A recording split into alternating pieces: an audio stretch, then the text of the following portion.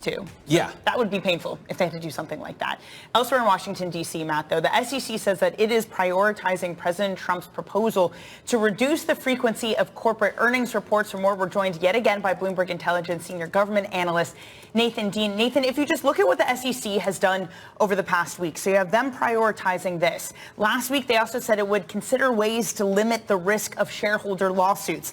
It also ruled Monday in Exxon's favor that it could use a strategy that would limit the power of activist investors. Is this an SEC shifting the balance of power to corporate America's CEOs?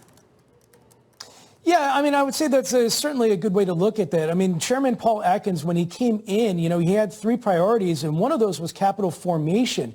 And this is something that, he's been talking about for the last 20 to 30 years, certainly when he was a former commissioner back in the early 2000s. So I think what you're going to see with this quarterly reporting is when the SEC comes out and says they're going to prioritize it, they certainly are. I mean, they're not in the business of telling the White House no. So I just put out a note on the terminal just yesterday essentially saying that I think what they're going to do is release what's known as an advanced notice of proposed rulemaking either at the tail end of this year or early next year. And essentially it's going to be about 30 to 40 questions going out to the marketplace saying, look, is this a good idea? Why should we do this? Because when they had a request for comment back in 2018, a lot of the buy-side community, and especially the hedge funds, didn't like this because they want that transparency that comes from quarterly reporting. So, Nathan, what do you think? What do the other analysts at Bloomberg Intelligence think? Because this has been a debate for a long time. The Harvard Business Review is constantly railing against quarterly reporting restrictions, saying that they're responsible for short-termism, myopic views in the C-suite. And it's interesting that the president would agree with Harvard. Meanwhile, The Economist is always saying, no, we need this kind of transparency. That's why American investing is so exceptional.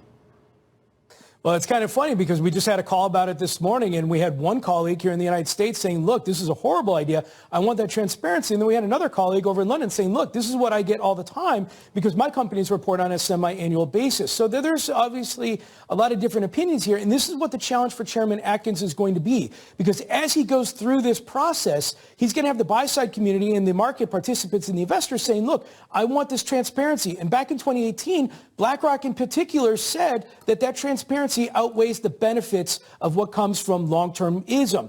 But I would also say that NASDAQ did a study back in 2018, and they surveyed 138 companies, and from the corporate perspective, 75% of those companies wanted to go to semi-annual quarterly reports. So as Chairman Atkins goes through this process, he's going to have to weigh which one is better and which one would he like to see. And that's why I think that there's a decent chance at the end of 2026 or in 2027 that we're going to move to this semi-annual basis, because I think the corporates, as of right now, will probably win out over the buy side. I mean, Nathan, but isn't it kind of crazy to be like, you get an extra 3 months and that cures your myopic and short-term view? I mean, it's still reporting twice a year. Yeah, exactly. And that's one of the reasons why one of my colleagues was saying, they don't want to move away from this because it's going to make the challenge of analysts and investors even that much more difficult with the lack of data coming in. You're certainly going to see a lot of folks turning to alternative data to try and figure out and fill that void. But, we'll just say is that, Chairman Atkins, when he comes in, or as he's been in, capital formation is one of his key goals. And one of his key goals was to protect companies. I would also just say here is that one of the consensus that came up in 2018 was this idea of, if you were trying to reach a middle ground, you would say for small and emerging companies under a certain market cap, they would be able to report on a semi-annual basis to try and go there and be able to build this long-term story, if you will, before you get into the nuances of trying to report every quarter. But I would just say is that the Securities and Exchange Act of 1934 requires quarterly reports. And so that's something Congress has to change. The SEC can't do that. But there's a lot of flexibility here. So quarterly reports are going to stick around.